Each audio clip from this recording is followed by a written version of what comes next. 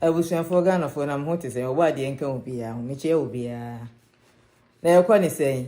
NDC supporters meche mu nyina ye no beko ne de NDC ye no beko ne de me no be de abusuafo obo ade nka obi a ho meche obi a na Ghana te say ohima mabawura mu nwumre enti no ye ni nkomo kakra bi wo tama brani ye ni yeden ye ni nkomo kakra bi na ye nto so ye weekday enti weekdays ni ye ya na ye ni adaje sa ye ba na ye pentema de akoda kwasibro ni kurum ye adwuma nko a enti se Ghana no kwasibro ni kurum de wuti ubro ni kurum a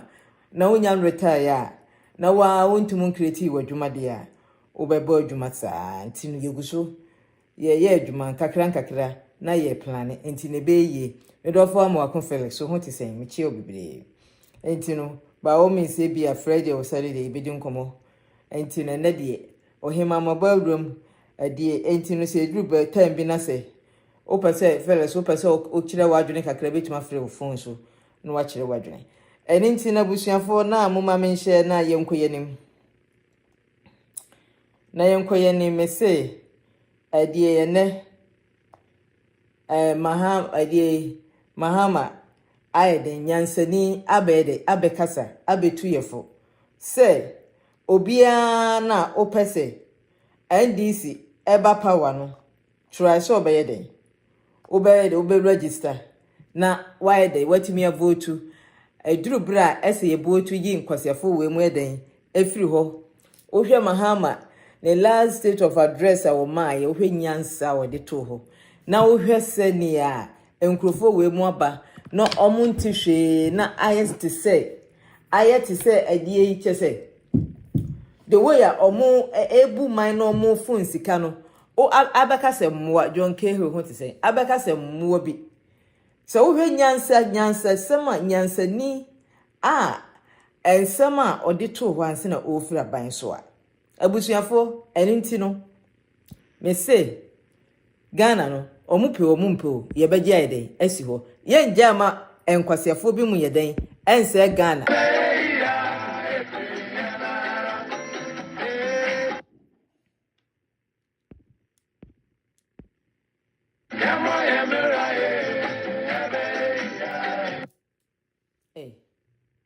ada na ma die twetwa sisisa na say ya me de bae na ye misa na say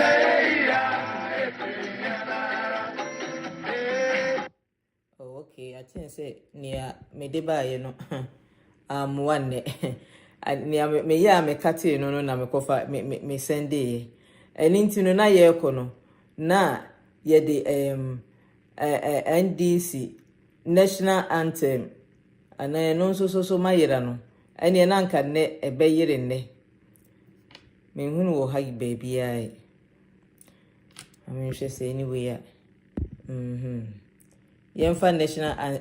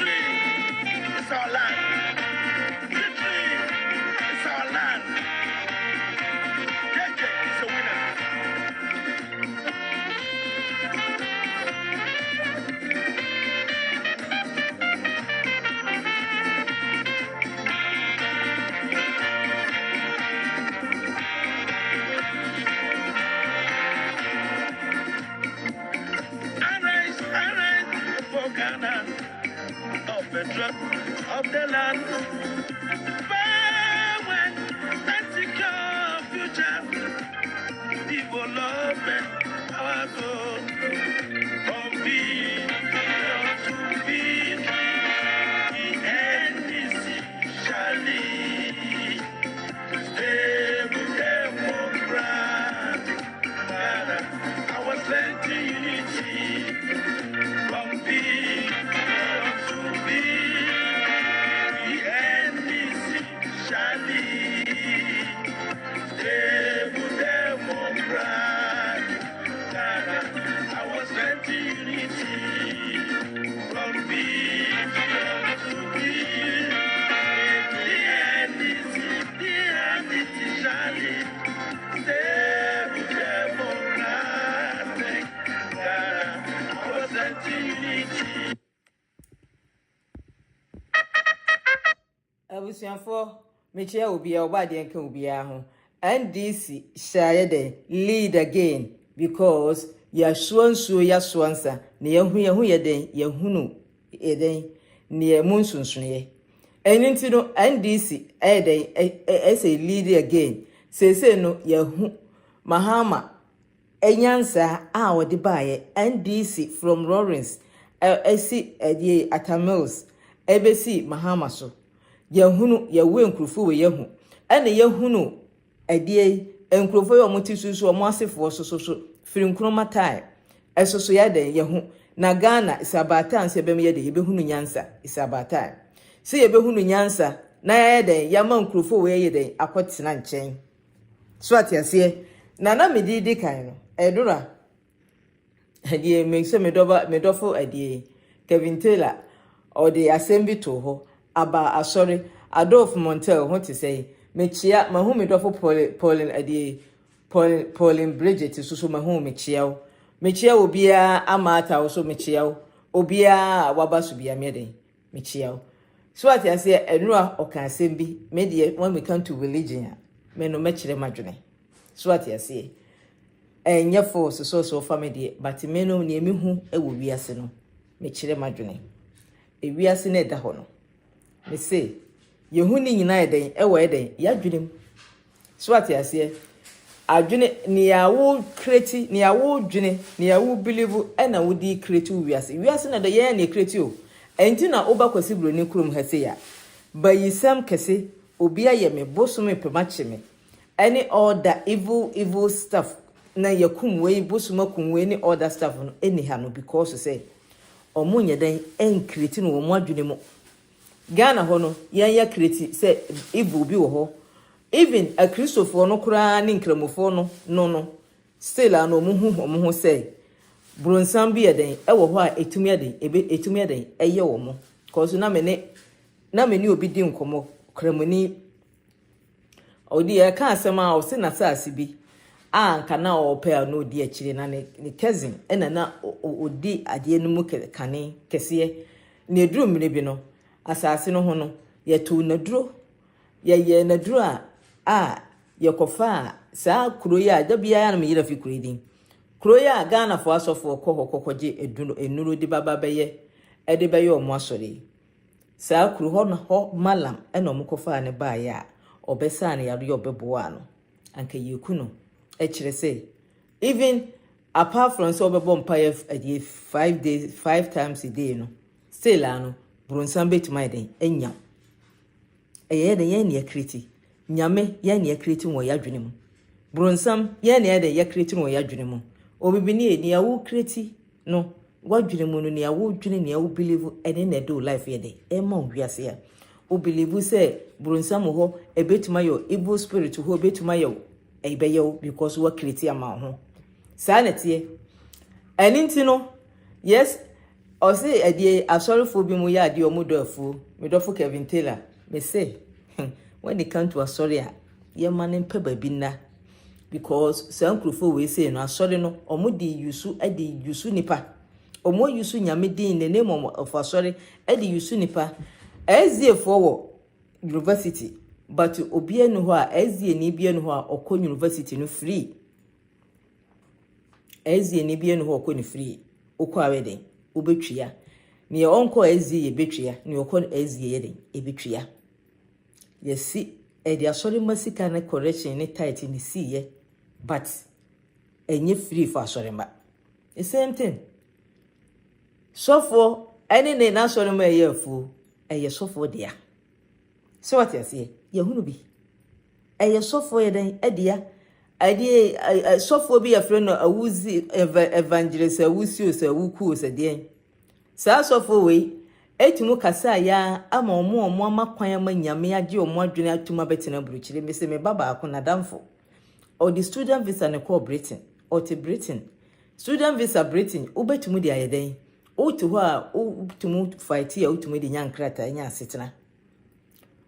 odi awusi o se awuku yachi esori free Britain ho yeden e baaye eye adwuma di ne sika baaye omo mu di omu sika ma no so mu si dan a omo betuma tena fa akon no motimi akọ heaven ewi ase no omo di omu sika baaye no odi sisi sa estate no ewi ase no omo baaye no si ye obasia han because ese wutumu oji sika no otumu de repair oji sika no otumu di si foforo ma foforo aeba eye hwan dia awusi dia so atiase ye tena ho ma ye yusu nyamedin edi dada edi yusu for free cheap labor no de nya no se ta hwe ebi ni apostle Joseph ye watimi atima establish ne ho atimi anya sika de but still na hyase no odi nyamedin na hyase odi nyamedin ye do afu se ye abi ena odi hyase so atiase ono aka nanu masem so all start no ni taku so atiase but no hu ne ho se obeye ye daachi yes we creating we ase so atiase eninti no odi nyamedin be yusu nipa ede enya no ho enya se ye tan obi o but that's a fact apostle Joseph etumu eye ya otumu esoba ososidi ye na onya ne sika no oso de ne ba esi na nan no ne ba nya apostle ne ba ye chief oye ohene o mana sori maiden eso ano me say ewiase no ye full of brainwash se wuja wo ho a try say ade bia oye bia no wo be ye secure eni na kwasi broni kurum ha no secure wo ho first say ade wo ye bisa question benefit na wunya free mu abusuafo ye ntan obi o but nyamedin ye de ayusu ya ide ache asabi before missionaries almost missionaries mo bai Africa omudi nyamedin ye hu ye no na omo ye den ayeye so sa omo afa ye nsase omo ye den afa ye gold ni ye niema free abesi ne omo san de haye abesi ne afa yakoye nkoa asi ne hwe sa nyame no me se nyame obia mu nyame obia mu obia timu asesi nyame babia obia enye se wokotena so ndem a ena obi hu nyame na ye culture no the way ye culture ne tie ani ye niema bi aninti obi wo ho a o menkwa sore na me ye bibia manya nipa aba ana say fine but you so adwene emma kwan mo obi ntimu mfa ne nyansa nyusu too much short yase me hu ade video bi wo ye friend sen social media so osofo a onene na asorema menim se first baby no mu ye sedie no mu ye osofo no so what yase osofo no ne yire mo ne matikam ena asorema ade twene ye den enam nsuom obubini me say Yusuf adwene se what yase ne ya hu hu no right sa na wi asoso ye den ehun so what yase se ne ya hu hu no sa na wi ase hu sofo hu ne hu se ono de ono no ye nyame nipa nyame akasa akire no wo so hu se wo de wo no wo ye ordinary person bia enti no eso wo sofo ho na sofo hira wa sa na hu sa na ede hu na sa so ne be ye ho amawo ye nya na ede you created it ewiase enough asisie is enough right enough asisie is enough opa brema so ye bibia ma sore he ubufu ade a obefa your bible aso panini ubufu a ade a befa your bible ni aka nyina na ewo wabrade ma sore ni nyina nya odia eye sofo ne de ne yire ne mai de edia suenyansa obibini ye can ya but ye beka we have to hear say it bia yen me age group there den so be be ebefa but bia youth na eba no omo ye den omo befa bibia frim so what you say boni bia nim me ka say na me ko ezie ya so panyini ba ko omo say amanfo ompaibo week we adie no weekdays ye bom ye mpaibo kwado bibisa omo so omo pedan han omo nyina so be gina ho aso panyini na edi animu ashtown ezie aso panyini na edi animu aso panyini bie na no say wa wo ha unni 2 years advance or 1 year advance sika jampa ye nebo na kotena se so what you say sof adie asori ezie eninti no se uhia 1 month odie uni 1 year sika dia uhia say de obebo mpaye because o person chiro se unya dan ne bi right eninti no se o believe say uni 1 year sika but u pedan na obenya bia enya asori dem ho na benya eye wa wadwene mu na be create saade no for everything your life everything here ye nya ne de you create enti de yenko yenim abusuafo me say mahama waye de mahama wabetu ye food ne o say obia opese ohia change no na sa nkrofo ya kronfo ye omotisue no omobekọ no ye den traso bede ubevotu na ye ekoso no alanchramantin so alanchramantin matisi ye say was step down o say wonye den onko race ni bi hwe sa na ohun alan dabia every day akwa we dabia no o give up easily every day who knows konasi na hu ni say wakwasi sa na akufo uni akufo ado time ujemu you may know energy mu to ho uni adisese so ha say no so hu ni say eye aduru so MPP no aye say ahenie enu nti no anka esenka wo no anka yede mawo so what you say ka yede mawo easily because aduru so ana amasa to fight no enu nti no ne obejaide atena se say nipa we say no yinka bre ana nko no ne nya say kufu adunya ya nka say ya agimi say ya ne bekoso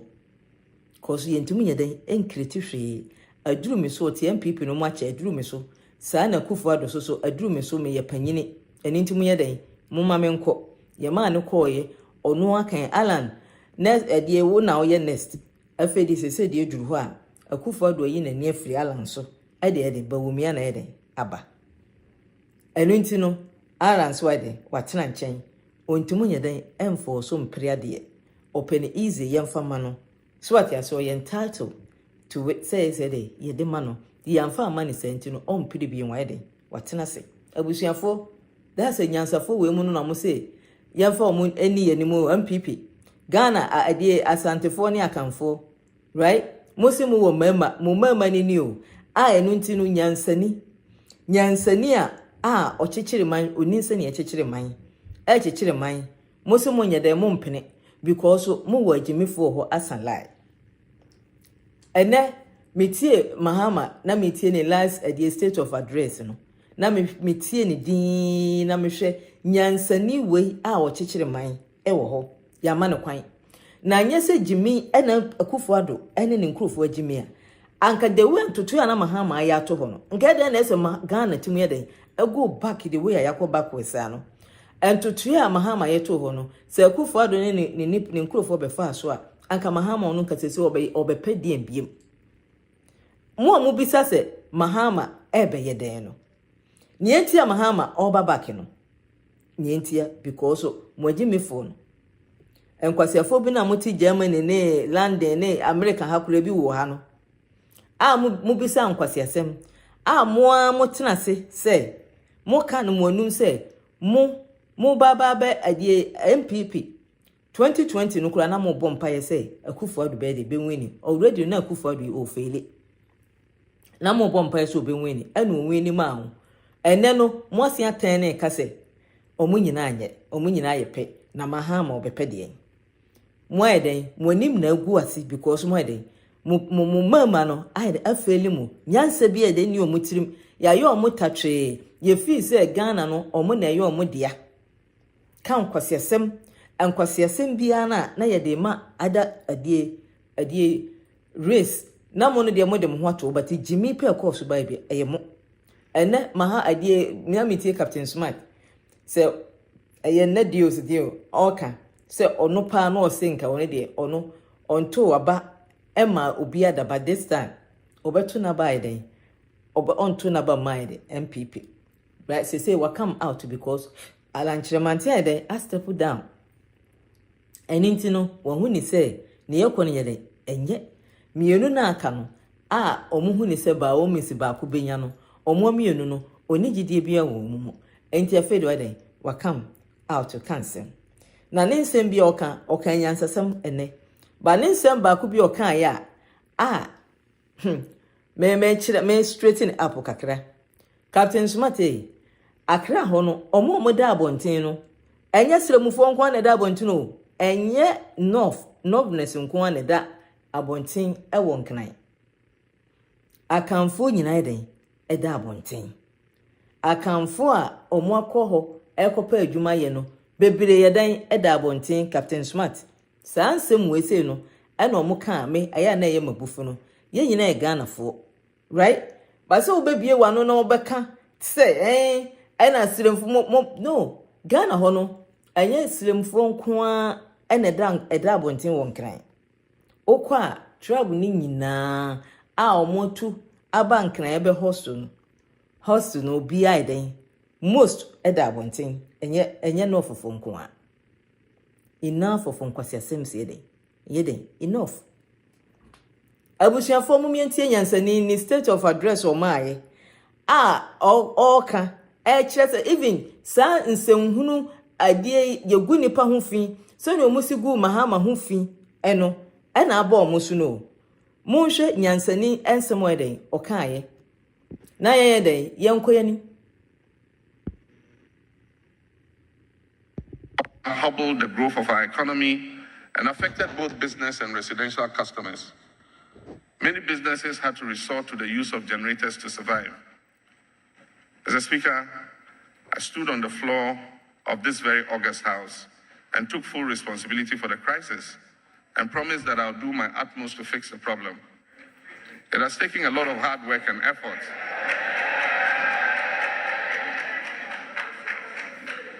Mr. Speaker, it has taken a lot of hard work and effort.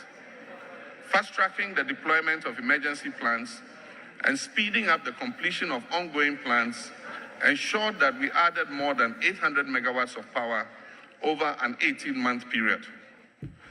This increased generation, in addition to the energy sector levy and ongoing works to restructure the legacy debt of the power utilities, has helped to stabilize the power situation in our country. Moti MPP for Mrantia Mosi Munsua Nyansa Mudi Nkokrafo we mochi Mahama Moti say adie sa adie light no ho problem dunso no ogina ho kan so obede obesolve we ba adie meanwhile your friend is saying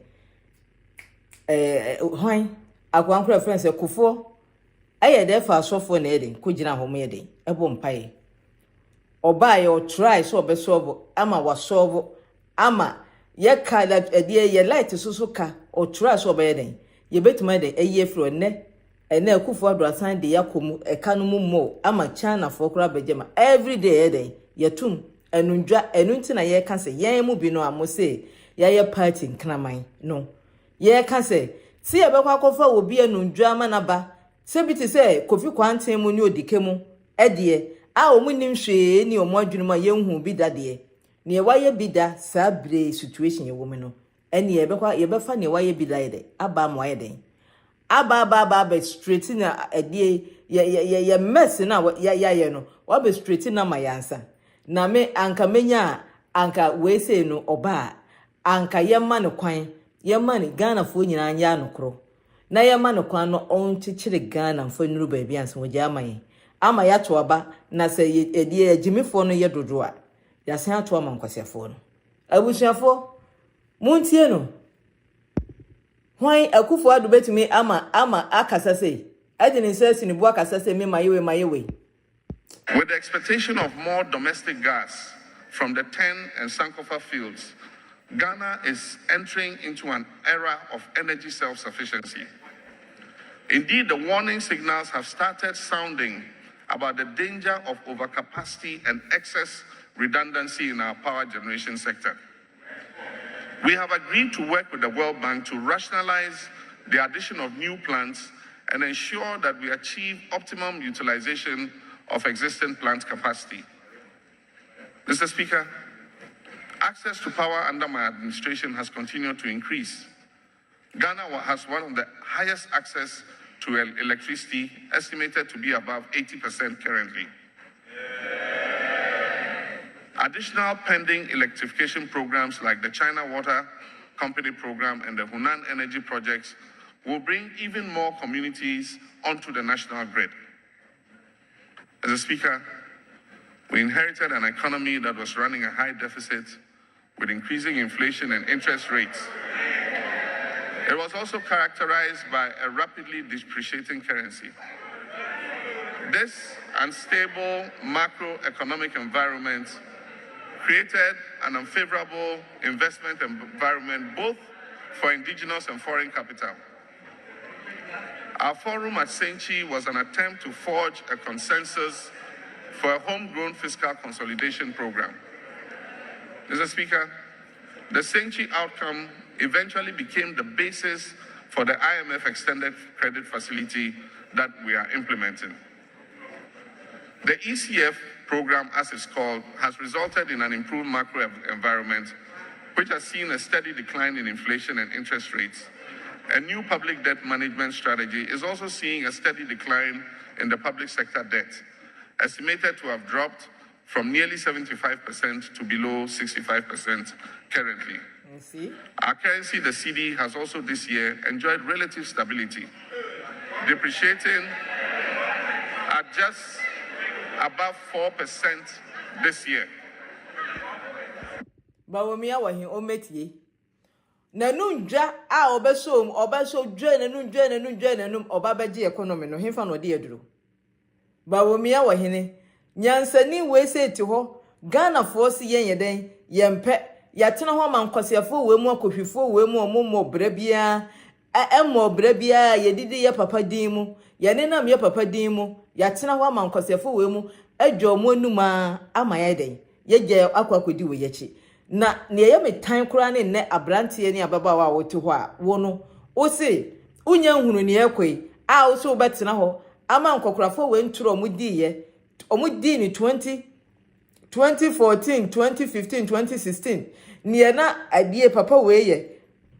a omuhu sa green book mi ntimi hu se me try se me download de aba adie prison haba mi hunu ha me ye no enwuma adie mahama eye ensi yatena ho ahwe atena ho ahwe ama papa we ebre enyina ede enkeya yekwa atena ho ama nkwasefo we mu yedi nkwasefo we mu chi ama enne babie yeduru na wa brantie woto ho na ase still anu onhunu ya oye jimifo mame honestly she adie bia ye simple so de wadwene dan wo hu a me ya na mini adaje ma jimifo honestly. Mr. Speaker, while the deficit target for this year might be missed on account of inability to meet revenue targets, there's more than one way to celebrate a life. Each one of us. It is important for us to continue to pursue fiscal consolidation in the third and final year of the IMF program. Multiple causes are responsible for this inability to meet the target. Reduced lifting from the Jubilee field on account of the turret-bearing problems, non-realization of some expected non-tax revenues such as the sale of electromagnetic spectrum, reduced cocoa export revenues, and higher than expected election-related expenditures. In spite of the breach of the fiscal deficit target, expenditure was lower than programmed, and thus the approved appropriation for 2016 was not exceeded. Mr. Speaker, It is my belief that we continue a diligent implementation of the IMF program till the end of 2017 in order that we can create a stable and sustainable economy. Mr. Speaker, Ghana's economy is still the second largest in West Africa, with a GDP of almost $39 billion. Ghana has also moved up 13 places in the Ease of Doing Business Index and is currently considered number 1 on the World Bank Index for West Africa. Mr. Speaker, there was widespread dissatisfaction with the road network in the country. Complaints covered poor state of urban roads, feeder roads, and highways. Many hours of sitting in traffic caused frustration and discomfort for urban commuters. Poor feeder roads and pothole-ridden highways increased maintenance costs for drivers and in turn led to increased fares and transport charges for goods. My tenure of office has seen some of the most massive investments in the road sector in the history of Ghana. My vision was to finish off road projects inherited, such as Achimota of Ankor, Awoshi Pokwase, Soko Line, Tetekwashe Adenta, etc. We also commenced and completed the Kwame Nkrumah interchange. We fast-tracked the construction and opening of the Kaswa Overhead Bridge. We completed the Airport Hills Bema Camp network of roads and completed the 37 Elwak Trade Fair Road. We've also invested more resources in continuing the Eastern Corridor Road project, asphalt overlay of roads in regional and district capitals, and massive investments. Idea, enyuma bebreba Mahama ye. Osanye rules kan ho. Idea mon fanche Mahama no always me iPad we tembia me type bia no. Ma wie na me send no na akol ayo collection. Na Mahama wa change no. Da bia yes sir. So mon fanche me wie a me correct no. Me say akufo adu o say no say road nko an wo ye sapiti na oye no o say ye nja no na say no oni na oye Ghana kwan nyina wo ye Mahama ye ya kwan bebre right Pokiasi exchange ya omoji afa nyina Mahama e ka ne kasa ho anade nkrofo we momoni wu asem electricity kura light kura no omo tumo kogina kumawu oni ne ba wo mia no say omo aso obu dunso me say hey na nkrofo ma bobodam dunso no modidi na do eso obu dunso right na obi adwuma wo gi afade eti se ndwumtuni a ukwo akwakobo adie na wo kwakobo bamba bi na akoto obi de ye ne sama ne ye kire wo se nkrofo no nyansa bi ayedai eni omo adwunem omo ni hwe omo de baboa Ghana na yasan atena ho akokase ekoyi bawo odi ejimefo me say wo branti a obetena ho asoso nkwasefo MPP fo we so no me say osu jimedie me kamechiro say uye kobi kura uye adie ne yede wo hye kobi a uye adwene ene yede wo hye momane kura nka abeporo enchini nyina opo enchini nyina de beka ho me say nka abesia poro yede wo yede ye hwie nye ye wiase a Cocoa roads across the country. These have opened up our country significantly. Many other projects are ongoing, such as the Temamoto Way Runabout Decongestion Project, a new bridge from Flower Pot Runabout on the Spintex Road over the Accra Temamoto Way into East Legon. The others ready to commence with financing arranged, such as the Obiche-Bilamte Interchange, the Pokwase Interchange, and the Motorway Expansion Project, amongst others. Mr. Speaker, the transport sector has also experienced marked improvements under this administration. Incentives such as reduction in cost of aviation fuel, improved airport infrastructure has seen a massive increase in both domestic and international travel. The Terminal 3 project at the Kotoka International Airport is progressing fast, and when completed will make Accra the most favored aviation destination in the whole of West Africa. Already the completed rehabilitation of the arrival hall in Terminal 2 has created much better comfort for passengers using Accra Airport. Kumasi and Tamale Airport expansion will also see increased passenger movements domestically. Bawumia wa hin ometi o si ye den tamale adie obeji afa right onye den no metie ni nkwasiafo mo say oh adie airport no adie na ye se kura yenyu no ya wie na se yenyu na o repo no ene so ye problem ya wie na oji hu sika die modi ama mo nsemo ne adie alatafo manage modi ama mo mama store ni adie wo mu no enyu na mo repair no kwasiafo we mu no omo say den eye problem abusuafo me say wo ya brantie na wo say sankruf adie wo say wo bedi MPP we echi osafo mafo mo omo atimi ba betena so omo atimi awie sika ye den aba ye den aba begu aburuchire ene Canada Japan de nsasi ne bu because wo sika contract ya kese nyina we de waje afa na obi a ono no otumu fojire niema edi ye niema mankrofo ajeji we mankrofo do ye ne paketo a ono ba benya leader onwia abusuafo ya tena ho akoma adi akromfo ya de oman aiden ahya akromfo nsa etu wo ya brantie ya baba wa oto ho na wo se entro ankrofo digu mahama so eninti no still anu wo se wo no watimi akọ school kenkan watimi akọ school te ete brofo wotum ba research ahwehwe niema na se still anu obetena ho na wati oyerepa ne omo keka ho a meka me kiro se yedu hye oya adwene a yedu hye adie kura momone a obepro yedu ye den eye hwe nyeden enye yie hwe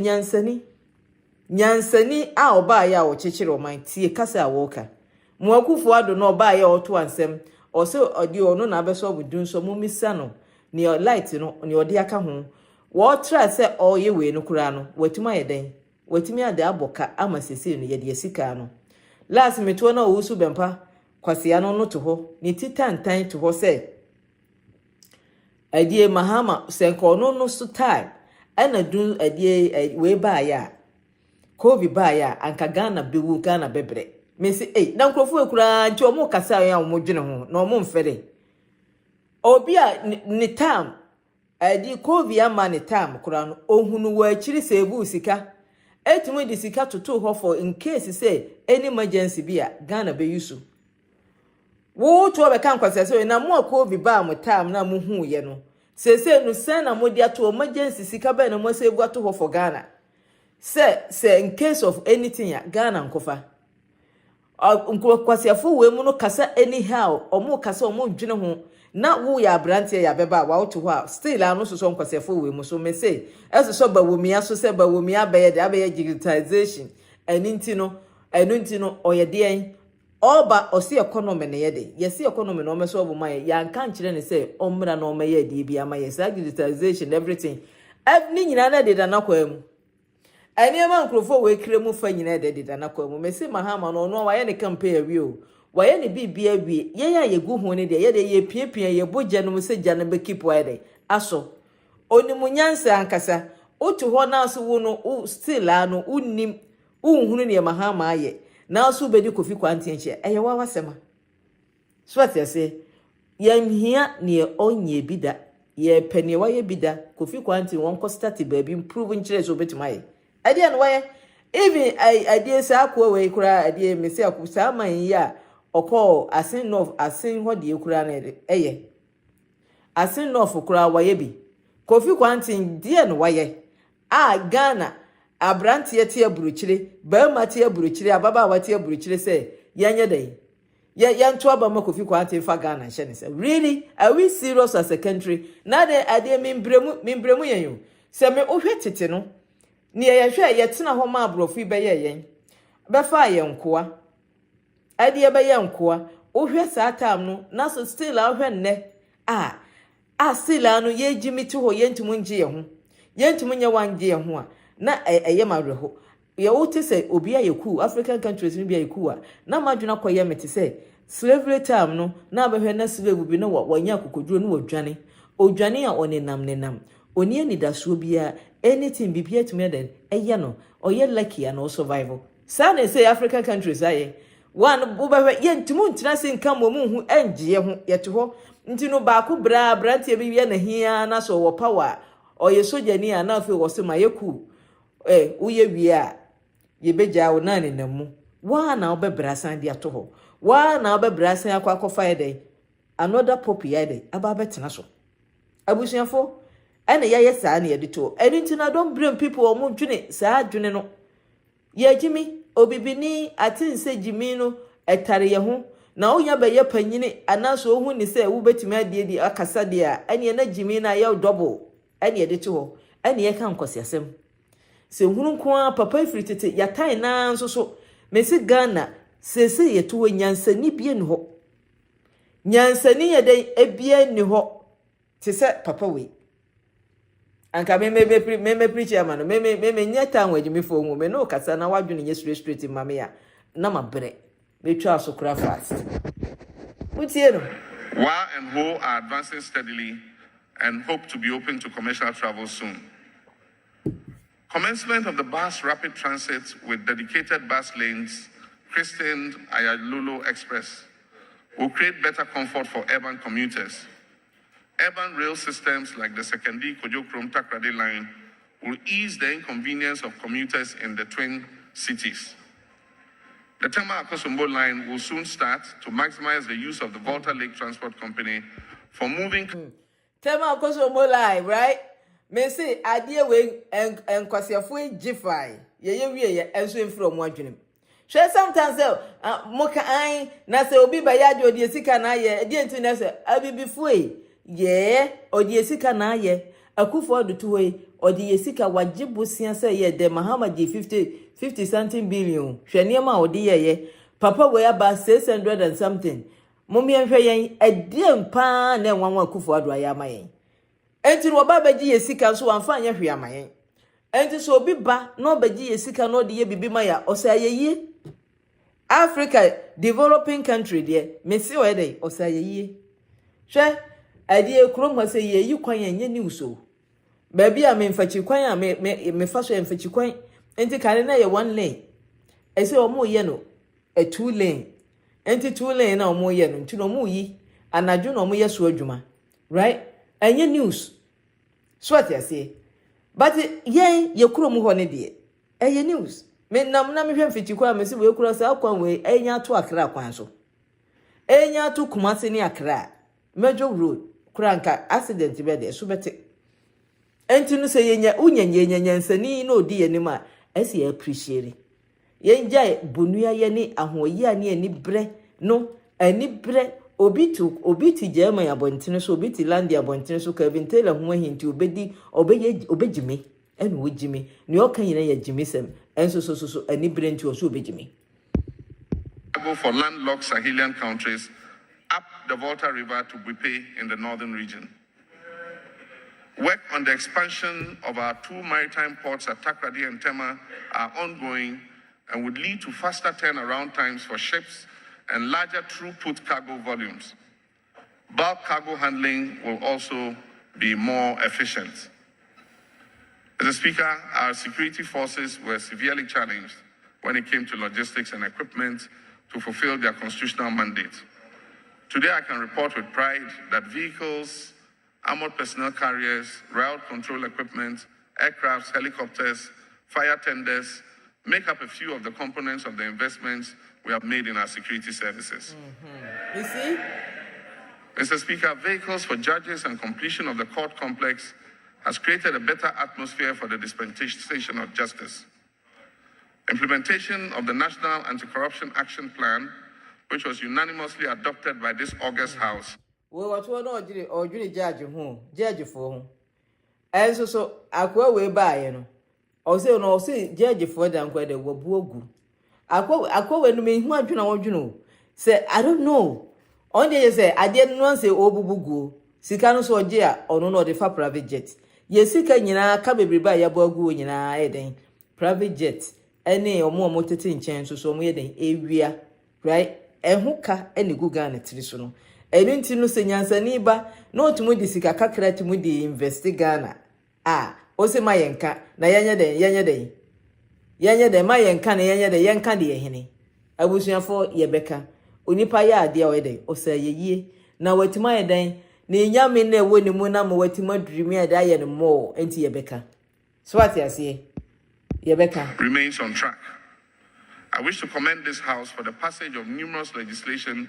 including the recent Public Financial Management Act, which strengthens our hands in the fight against corruption. I must, however, point out that public and civil society organizations are disappointed in our inability to pass the Right to Information Bill and are still hopeful that before this Parliament is dissolved at midnight on the 6th of January, a consensus can be found to pass this bill into law.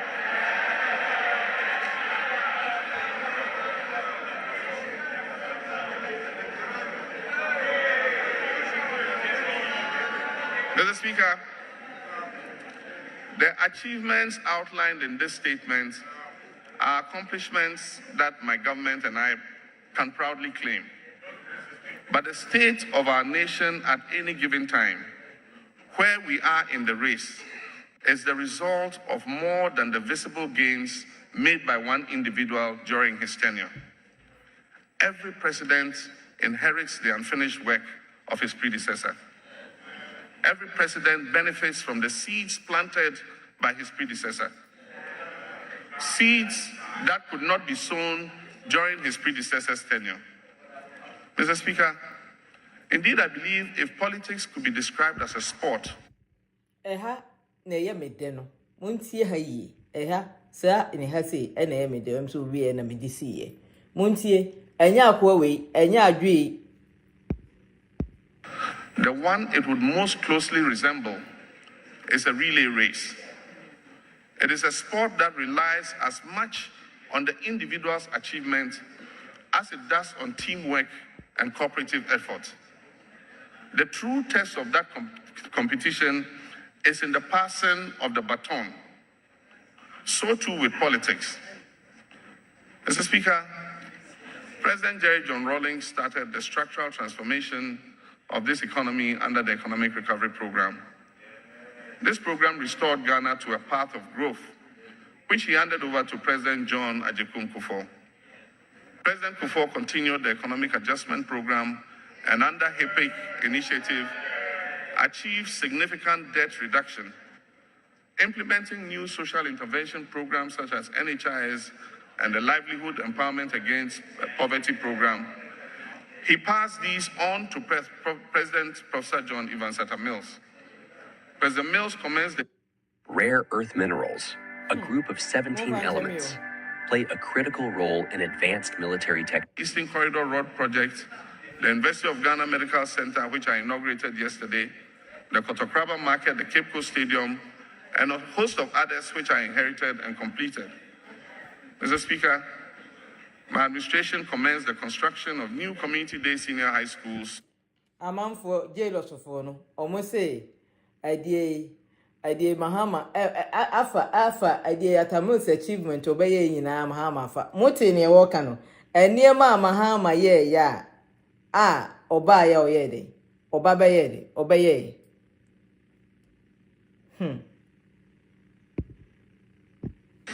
A policy of progressively free secondary education, construction of the Eastern University, investment in many infrastructure projects that are ongoing, and many others that will actually commence under President Nana Addo Dankwa Akufo-Addo.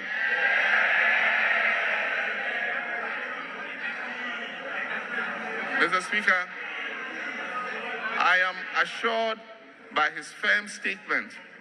that he will continue these projects as enjoined by our Constitution of 1992. Mr. Speaker, I wish him all the success in this regard. And as I've said many times already, regardless of whose tenure in which these visions come to fruition, its success belongs to Ghana. They belong to all of us. Mr. Speaker, political opposition and differences of opinion are vital to the health and growth of any democracy. Political parties are formed when people of similar ideology come together to move their agenda forward in a way that best serves their country's interest. But the well-being of the nation and the will of the people must always come first. Partisanship for its own sake in the end is no better than dictatorship. If we look around the world, we can so clearly see the deep divide that blind partisanship is creating in nations with democracies that are even far older than ours. We can see too the divide that it is threatening to create in ours if we are not careful. Already it's taking a toll on our morale and our sense of optimism.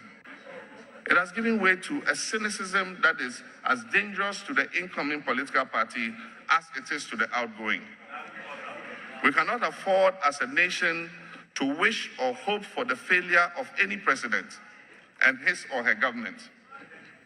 Ensuring accountability is not the same as leveling insults or encouraging apathy. We have history as proof that we have been better and that we have done better, and that we must do better once again. Mr. Speaker, I first entered this House as MP for Bole Bamboe in January 1997. It was perhaps not coincidental that the same year, Nana Danko Akufo-Addo entered as MP for Achema Boakwa. Taking breaks from the business of the House,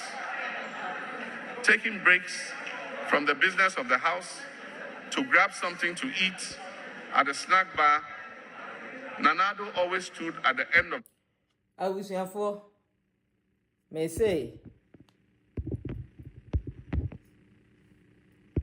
Mamma.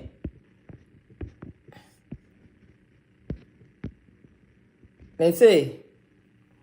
I think it's a network and if you remember her, and a problem. Yeah. Idea baby, I mean, that's or say ye to America. Tisani we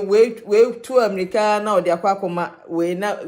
we so general de cono. A coup for the dear old drone is soon or so non con a cremo, on far more will be I.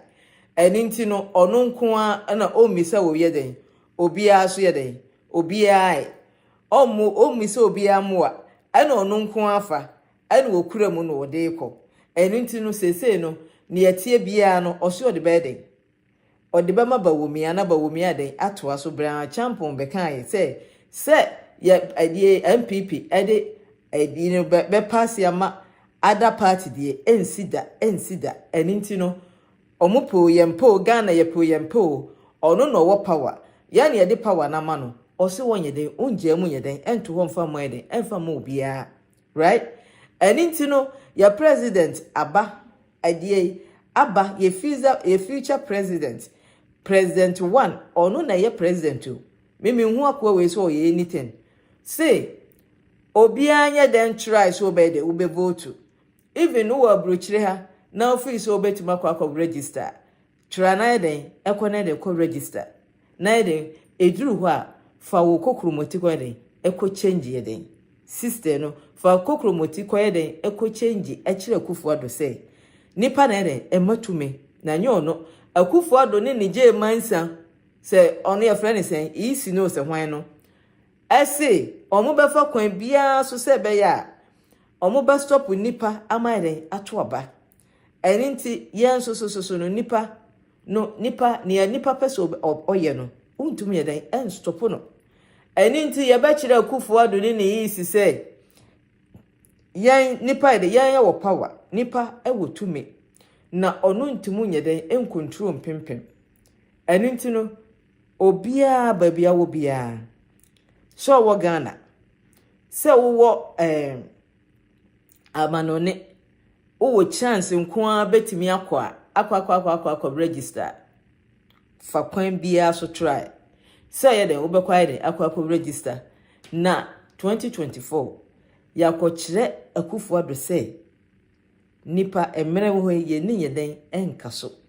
aya na sometimes nipa de ahometie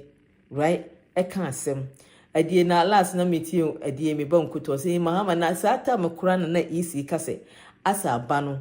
ase odie ne town 2016 na osu ohu ni say ase ya hijack na adie no a onhu ni yie no a mahama o ka se odie nyehwe ne atie bia no de omo bone sa na ese nko wontwen na me say anko wotwen ye kura nkenye anka nkrofo we nsem omo betoa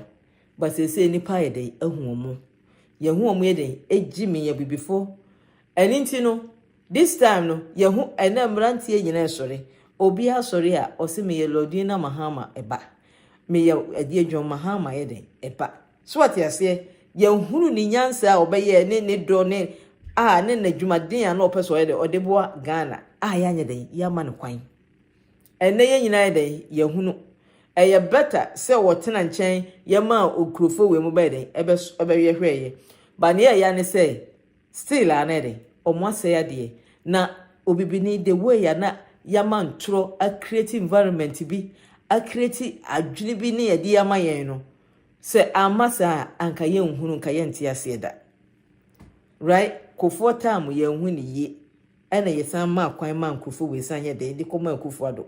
ma ɔne ne nkrofo aba be wia yɛ ato Ghana akɔ akyirikyirikyiri kura abusuafo aya na me bisa sometimes some bonko to say na Mahama kura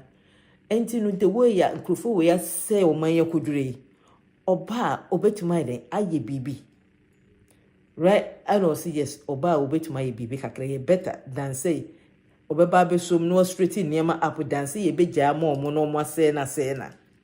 abusuafo me say senkakufo ado baaye no o niema the way ode niema toto na kwan mu no so be follow ya anka menyi ni se Mahama be so de say osin aiden aba osin aba for me no ye den me no mienu enu ntino den oba mama me ye hwe ono oto ho no obedi diada one ne ma so what yase na Ghana na aye pacha ama nipa eden ebre no enu ntino de mu a mu bisa nkwase question na Mahama no oba ba ye den enu nti MPP no ye ni obi awom say NDC ni ye ni obi awom se Mahama me say Mahama waye bida musa manem fanmra ye manemra no meden o straight eniema mesa enkrufo we yaide amesi no omra meden em straight no nyeden emma Ghana ansan waye den wapene ba bi atena abusuafo it's about time see ye behu nyansani ne yatapo yintu ne nyansani ye yusu danse ye be mana ye den akọ mesi se owu bia afei enana ye den ye baba be den adie ni sese na ye de network ye asemo me hu se na breaki owu bia afei nana ye baba sore no mesi Kwame Nkrumah ye den wowuko Kwame Nkrumah right wo hu sa nook e phone no kanena phone ba no se ne netie no Kwame Nkrumah ye o phone no we na ye latest Apple adie iPhone 15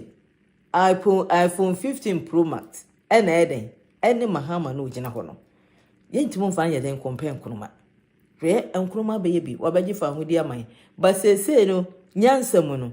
umfa Nkrumah compare Mahama eni nti nkwasiafo bi mu ena omode omho compare den Nkrumah say ye wo kura na waye ade adwuma oye ode Nkrumah ne compare Nkrumah so the 60s Mahama nyansa ne ohwe di green book mu eniema Mahama baye oye ni vision niema na opeso de boa Ghana ka ye ma ne kwan a anka ne Ghana nka ye kra behwe abetno Jimmy for na business aban na eba afa na wa step down ye usi wa Jimmy yesi ye Jimmy ye betena ho ama Jimmy for bedi ye so Jimmy for ne akromfo nkruji osafo mafomo a omo wiewia sika ba ye business kwasi buruni kurum ye tena ho ma akromfo we ye den eba ebedi ye so nye ne ye behuni abusuafo timu amuti wa Mahama oba ba ede no Mahama oba aba be straight mo mess nkwase decision a mo make ye no mo nkwase support mo be support ye ma akromfo ba be di ye so no sa mess no mo ba be ja no e no oba ba ede abe straighten up sania kofo editem adietem Mahabo edima adie for 20 years anso no o mesi hwe omo ye dem repair for 20 years ne niema na omo fa obaye no ne nyansam no otimu ma yenya sa contract na no odi 15 years ka ho ma yetimu ya denya big habo ewo ho ne kana chepo ne ma say ye de nuru because ekoduru kura na edi line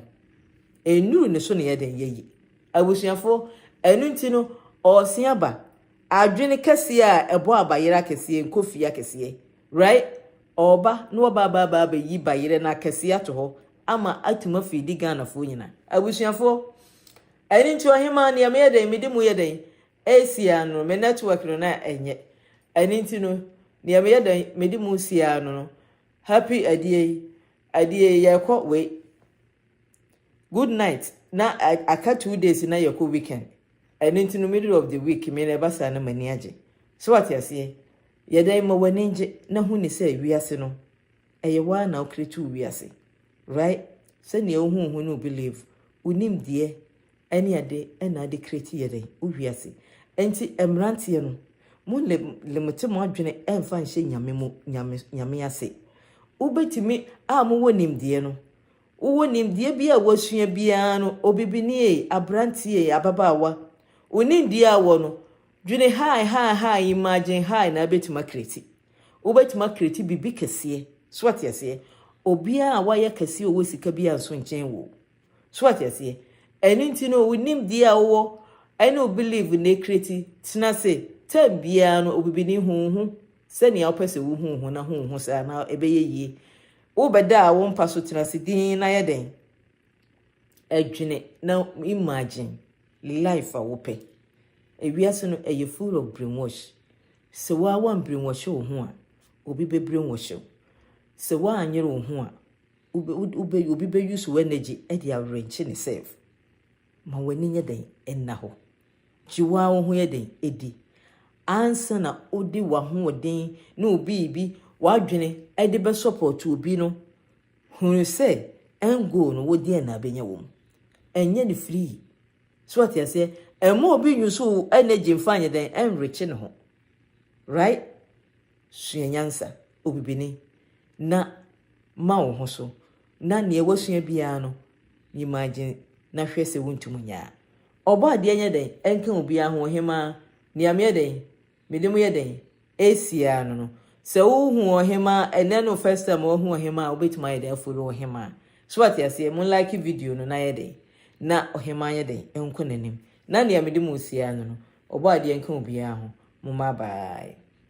medofo andrukori mechia se Lydia so enrich Lydia so mechia obia na ne medemu sia no mu ma bye.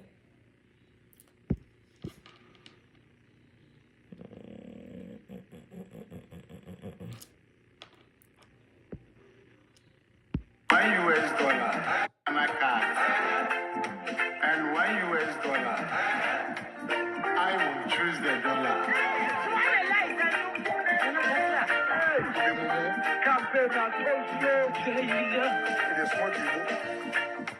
Oh, Miami. Only Kwakutia, Mo Miami. Although Mo Miami. Only Kwakutiano, Mo Miami. Although working track, yeah. Mo Miami. Although working track, Mo Miami. Cano crack, Mo Miami. Atrofo, Adore, Mo Miami. You want me to do more? Okraman ferso besumini. Yes, we are dear bro, better so. She, you. Abaya the boy, catchy. Yet the baby boy, bandy. Sana, be Miami. You can lie your way to power. You can do all propaganda. Dollar rate will expose you. The dollar has broken jail. You are pathological liar. You lie for living. Lies are your hobby. Google and Wikipedia recognize you as a liar. Your talent is to lie. You promised me heaven and earth. You promised me the whole universe. None of them has been fulfilled. You said if I give you power, I will live like in heaven. Look at the way I'm suffering. Oh, Woody a trouble on mine. What trouble my own? Oh, Mambo 47. Oda. Wedding track, dear. What can track? Cano crack.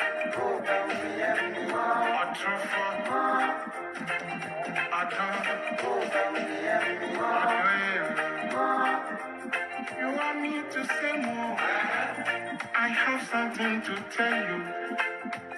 Sit down and cast your mind back. You see how you destroy yourself. People see you as a joker. They see you as comedian. People see you like Mr. Ibu. They see you like Louis. So Dr. Lies, change your ways. As someone me can watch you now. The Dr. Lies, change your ways. So your judgment day is coming on. What you now? What you put to a medimauno? What you now? Sister, what kind of what you now? And your own so your answer for what you know, grown now for some. Or the oil and dramatic middle. Makasari, I will say for a good night, Mama. Bye.